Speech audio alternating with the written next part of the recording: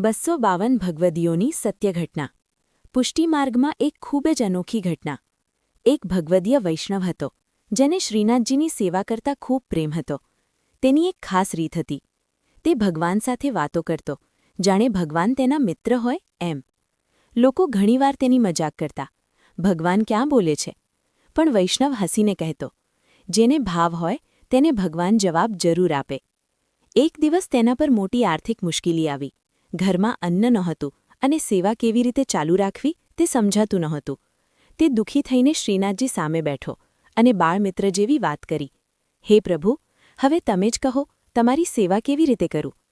તે રાત્રે અદ્ભુત ઘટના બની.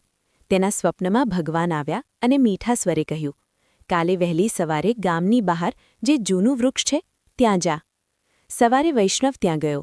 ત્યાં જમીન પાસે એક નાનું માટલું મળ્યું. અંદર થોડું ધન હતું, એટલું કે તેની સેવા અને ઘર બંને ચાલે. એ વૈષ્ણવ સમજ્યો, ભગવાને મારી વાત સાંભળી અને મદદ કરી. પણ અહીં સૌથી ખાસ વાત એ હતી કે તે ધન મળ્યા પછી પણ વૈષ્ણવે ક્યારેય અહંકાર કર્યો નહીં અને તે પહેલાં જેવી જ સરળતા અને પ્રેમથી શ્રીનાથજીની સેવા કરતો રહ્યો. આ વાત પરથી શીખ મળે છે કે ભગવાન ભક્તની હૃદયની વાત સાંભળે છે.